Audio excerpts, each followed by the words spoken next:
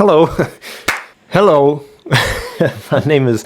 No, let's play first before I introduce myself.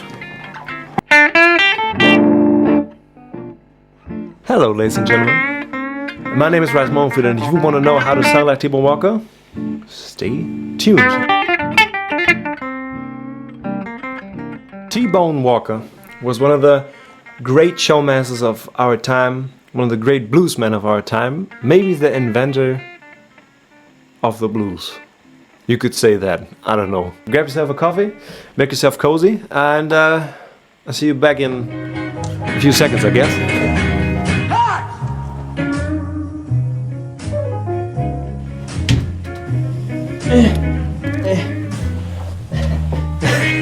Hello.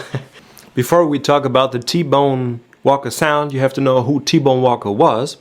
T-Bone learned many instruments like piano, he played banjo and he played guitar, and he started off as a acoustic guitar player. In jazz, the acoustic guitar was a long arm of a drum kit. You had a guitar like this and you would comp to the music the big band played, maybe like this. But the problem back then was you weren't loud enough with an archtop guitar like this in big bands, and the whole idea of a solo was completely different than it is today. And a single note solo wasn't invented until maybe Lonnie Johnson did it or Charlie Christian did it, but they speak another language, and the whole vocabulary of them playing is jazz. And Charlie Christian is maybe the most influential electric guitar player there ever was, because he invented the electric guitar solo with single lines. But T-Bone watched a lot of horn players. He discovered that he can do single line solos on the guitar too. But then in the 40s, the electric guitar was invented. No, it was not. It was in 1936. It was the Gibson ES 150. This guitar. Back to the video. And the electric guitars in the 40s were big jazz boxes like this. The first guitar T-Bone had was a Gibson EH250, but this guitar just had one pickup. The T-Bone Walker sound we all know and love is the out-of-phase guitar sound. And you can only achieve out-of-phase guitar sound with a guitar with two pickups. If you want an out-of-phase sound, you take one of them pickups, one or two, and flip the magnet over, so now the phase is inverted and some frequencies cancel each other out. If you want to know more about how to do that or how to switch a magnet in a guitar, you can leave a comment and...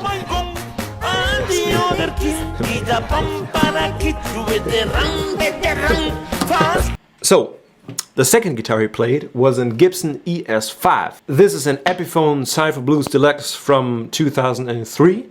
And T-Bone played a ES5, a blonde like this, with three P90 pickups, and they switched the magnet. I think it was the back pickup, you never know. Gibson, back then, did switch the magnets in the factory, because you had big bands, loud big bands. And as you know, the sound of a archtop guitar, it's not cutting through the mix as well as a, let's say, a Les Paul or a Stratocaster or a Telecaster. And you would hear sounds like this from Charlie Christian. I don't know, Charlie Christian always play... I can't play Charlie Christian style.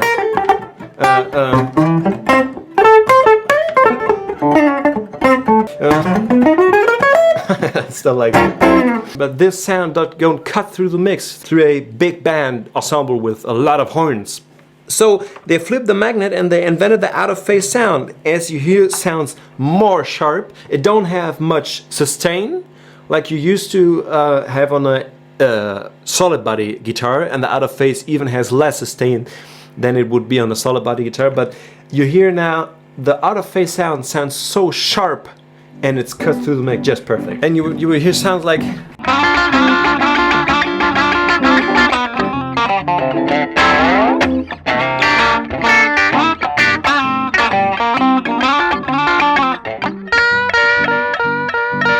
You could use every guitar that delivers an out-of-phase sound. So what is next on our list? Let's hear what is next on our list. Get to the list. T-Bone didn't just play electric blues guitar, he established the language that later blues and rock guitarists spoke. Later in his career, he played a Gibson Barney Kessel. Hard to get these days, but it's a wonderful, wonderful guitar.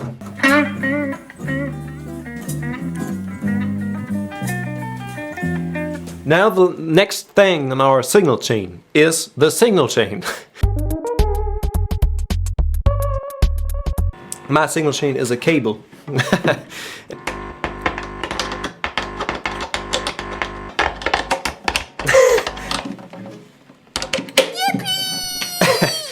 People in the 40s are just playing with no effects at all. Just play straight in the amp, turn the reverb down and just play dry.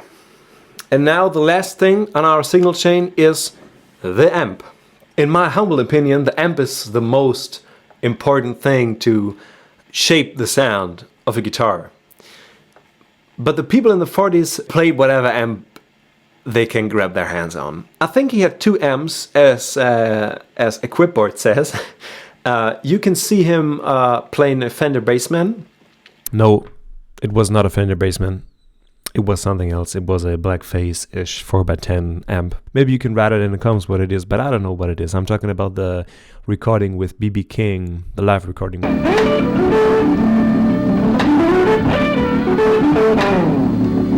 Bear in mind, I don't know shit.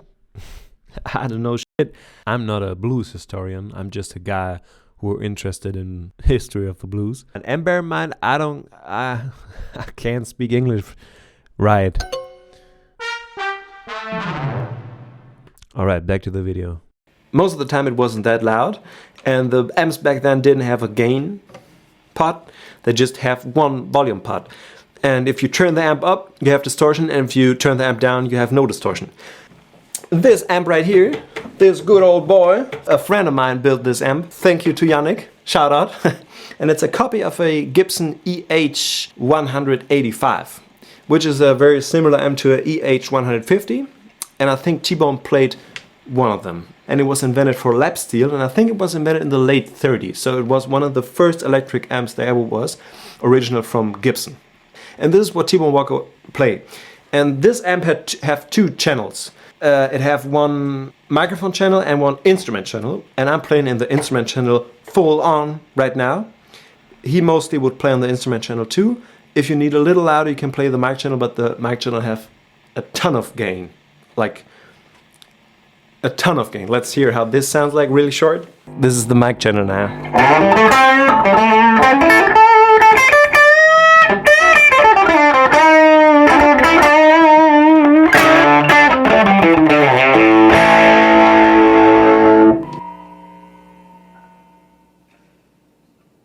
But in the 40s, the amp was more like we see PAs today. You just plug the guitar in, make it as loud as you need it, and you just play it. It wasn't something to shape your sound. It just was like a loudspeaker, and that's it. And now to the least important thing, what kind of strings he played and which kind of pick he played.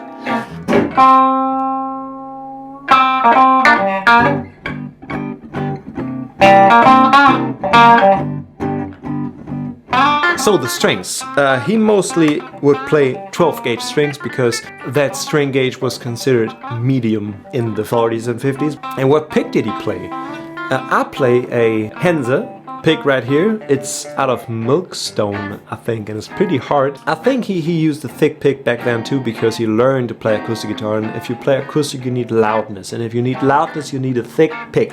A thick pick. Need to comb my hair to go anywhere. And now to the most important thing. What did T-Bone Walker play? He laid the foundation and he invented the vocabulary all the blues players after him used. He played single line notes most of the time, stayed in one spot of the neck. So let's say we play a blues in A. He do this rolling line thing. You know, he plays like...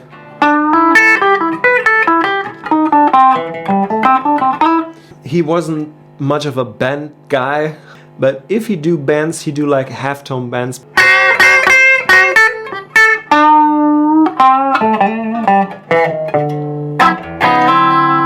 Then he used minor and major, and he mixed the two together like.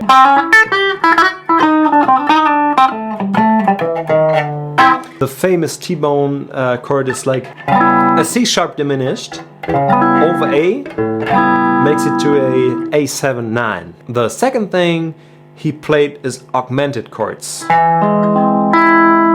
This is T-bone. If you play the famous intro he invented, is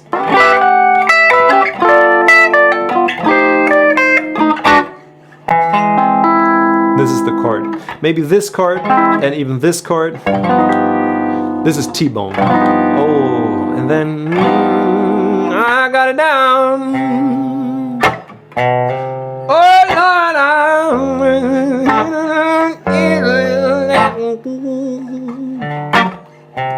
and then he moved the chords chromatically like up and down. Chords are running, but Tuesday just as bad.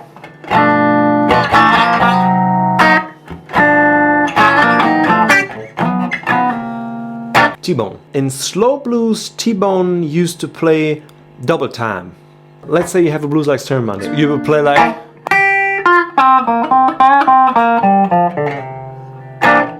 Stuff like that, you know?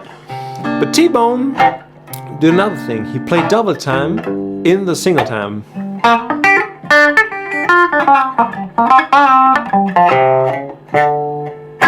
And the last thing is, if you want to sound like him, you need to listen to him. Listen to the Imperial Sessions, listen to T-Bone Blues. Great album, wonderful album right here.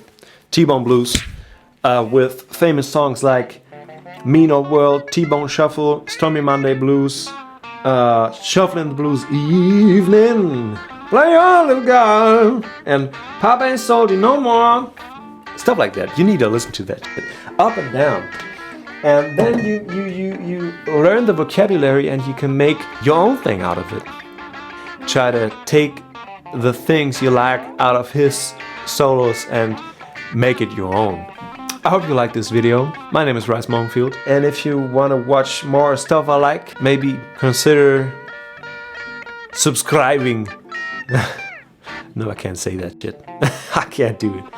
No, do it if you want to, but I know. So, see you next time in a new episode of stuff I'm interested in and I talk about. Goodbye. And now my coffee is cold. I completely forgot to drink it.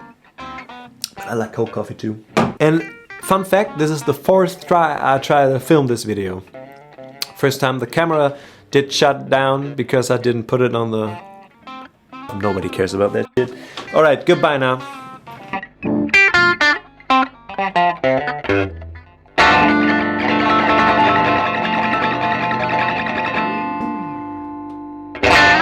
It was the most available string gauge you can get good. Just get good. T-Bone Walker was on a shibbity beep, schnibbity bop.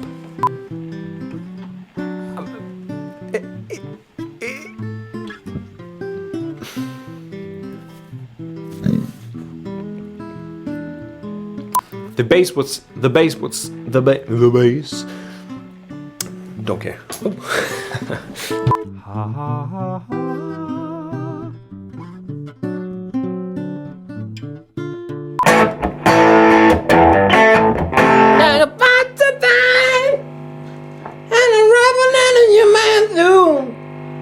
Nothing for nothing.